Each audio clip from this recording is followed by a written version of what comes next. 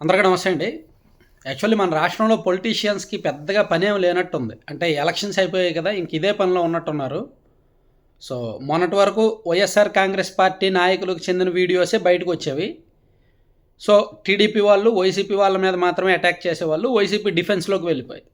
So, ఇప్పుడు ఈరోజు Satyavedu MLA కోనేటి ఆదిమూలం గారికి సంబంధించిన వీడియో ఒకటి బయటకొచ్చింది. తెలుగుదేశం పార్టీ మహిళా కార్యకర్తే ఆ వీడియోని బయటపెట్టారు. ఎమ్మెల్యే గారు తనను వేధిస్తున్నారు. సో నేను ఒకసారి ఏదో తనకి ఎన్నికల్లో నేను ఎమ్మెల్యే గారి కోసం పనిచేశాను, పార్టీకి పనిచేశాను.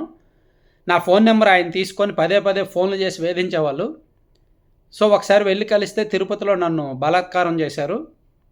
సో నా భర్తకి ఈ విషయం చెప్తే నా భర్త ఒక పెన్ కెమెరా తీసుకెళ్తే ఆ కెమెరా తీసుకెళ్ళి నేను మొత్తం రికార్డ్ చేశాను అని చెప్పి ఆమె ఆ వీడియోలు కూడా మీడియాకు రిలీజ్ చేశారు ఈరోజు హైదరాబాద్లో.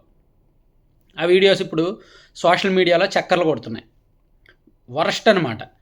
వైఎస్ఆర్ కాంగ్రెస్ పార్టీకి సంబంధించిన వీడియోల కంటే ఈ వీడియో వరస్ట్. ఇంకా అన్ని రికార్డులు బద్దలు కొట్టింది ఈ వీడియో. ఇంకా డైరెక్ట్ ఆ వెబ్సైట్లో అప్లోడ్ చేసేయచ్చు, ఇంకే సమస్య లేదు. సో ఇన్నాళ్ళు వైసీపీకి సంబంధించిన వాళ్ళు ఆ గోరంట్ల మాధవ్ గారిదో లేకపోతే ఈ అనంతబాబు గారిదో కేవలం వన్ వే మాత్రమే, వన్ సైడ్ మాత్రమే ఉండేది. ఇది కంప్లీట్ వరస్ట్ అనమాట. సో టీడీపీలో ఇటువంటి కల్చర్ యాక్చువల్లీ యాక్సెప్ట్ చేయరు. మేబీ చంద్రబాబు గారు, లోకేష్ గారు దీని మీద ఎలా రియాక్ట్ అవుతారో చూడాలి. అందుకే అడ్డమైన చెత్తని పార్టీల్లో చేర్చుకోకూడదు. పార్టీల్లో చేర్చుకునే ముందే 1-2 సార్లు ఆలోచించాలి. నేను నిజంగా ఒక మాట చెప్తా, పార్టీలో వేరే పార్టీ నాయకుల్ని తన పార్టీలో చేర్చుకునే విషయంలో పవన్ కళ్యాణ్ గారు 1-2 సార్లు ఆలోచిస్తారంట. అందుకే కొంతమంది నాయకులు జనసేనలోకి వెళ్ళాలన్నా ఆయన ఆపేశారు ఎన్నికలకు ముందు. కానీ టీడీపీ మాత్రం వచ్చిన అడ్డమైన చెత్తని కూడా చేర్చుకొని ఏదో పార్టీకి నాయకులు లేనట్టు, పార్టీకి ఏదో కొత్త నాయకత్వం కావాల్సినట్టు, పార్టీకి ఎవరు అభ్యర్థులు లేనట్టు ఎన్నికలకు ముందు కొంతమందిని చేర్చుకున్నారు. సో ఈయన గత ఎన్నికలకు ముందు వైసీపీలో ఉండేవాళ్ళు. అయితే ఇక్కడ పార్టీలకు సంబంధం లేదులే, ఆయన గెలిచిన తర్వాతే ఈ దరిద్రం అంతా నడిచింది. ఆయన గెలిచిన ఈ 3 నెలల్లోనే ఈ వ్యవహారాలన్నీ నడిపించాడంట ఆయన. మొన్న జూలై నెలలోనే తిరుపతికి పిలిచి అక్కడ ఏదో ఒక హోటల్లో ఎక్కడో ప్రైవేట్ రూమ్ ఏదో తీసుకొని అక్కడ బలాత్కారం చేస్తే ఆ వీడియోస్ అన్నీ ఆమె రికార్డ్ చేసి భయంగా చాలా ఇబ్బందికరంగా రిలీజ్ చేసిందనమాట ఆమె.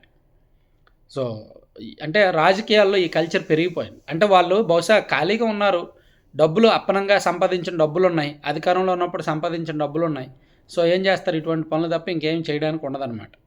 సో దీని మీద టీడీపీ కూడా ఆల్రెడీ సీరియస్గానే రియాక్ట్ అయింది, ఎంక్వైరీకి కూడా వేశారు. సాధారణంగా టీడీపీకి వైసీపీకి తేడా ఏంటంటే జగన్మోహన్ రెడ్డి గారు అంత సీరియస్గా రియాక్ట్ అవ్వరు. కొంచెం మరీ ఆత్మరక్షణ ధోరణిలోకి వెళ్తే, డిఫెన్స్లోకి వెళ్ళిపోతే అప్పుడు అతన్ని చూడండి మనం, అంటే నేను జరిగింది ఎగ్జాంపుల్ చెప్తున్నా. అప్పుడు ఆయన ఎవరు అనంతబాబు గారి ఇష్యూ ఉంది, సస్పెండ్ చేశారు.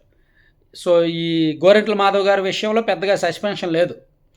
ప్లస్ ఆయనే జిల్లా పోలీసుల చేత క్లీన్ చిట్ ఇప్పించుకున్నారు. ఆ తర్వాత ఈ మధ్య అనంతబాబు గారికి సంబంధించి వీడియో వచ్చినా పెద్దగా రెస్పాండ్ అవ్వలేదు ఎవరు కూడా.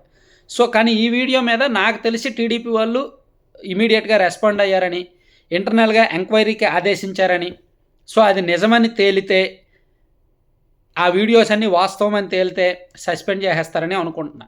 నాకు తెలిసి వాస్తవం అని తేలినా తేలికపోయినా ఇమీడియట్గా సస్పెండ్ చేసేయాలి. ఇమీడియట్గా పార్టీ నుంచి అతన్ని బయటకు నెట్టేయాలి. వీలైతే ఎమ్మెల్యే పదవి కూడా పీకేసే అవకాశం ఉంటే పీకేయడం మంచిది. అయితే సాధారణంగా ఈ ఎమ్మెల్యే పదవులకు రెక్కలు ఉంటాయి, అంత ఈజీగా పీకలేరు. తనకు తానుగా రాజీనామా చేయాలి.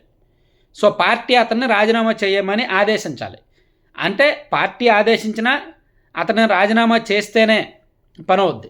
అతని మీద పూర్తి స్థాయిలో సస్పెన్షన్ వేటు వేయాలి అంటే కోర్టు ఇవన్నీ కొంచెం లీగల్ ఇష్యూస్ ఉంటాయన్నమాట. సో పార్టీ నుంచి సస్పెండ్ చేసేయచ్చు తప్ప ఎమ్మెల్యేగా అనర్హుడిగా ప్రకటించాలంటే కొన్ని లీగల్ ఇష్యూస్ ఉంటాయి. సో ఇది ఆ లీగల్గా ఎంతవరకు చెల్లుబాటు అవుద్దనేది చూడాలి. కానీ ఈ ఇష్యూ మీద అయితే మాత్రం పార్టీ టెన్షన్గానే ఉంది. దీనికి సమాధానం చెప్పుకోవాల్సి రావడం కష్టమే. దాదాపుగా ఒక వారం రోజుల పాటు ఈ ఇష్యూ సోషల్ మీడియాలో నడుస్తూనే ఉంటుందన్నమాట.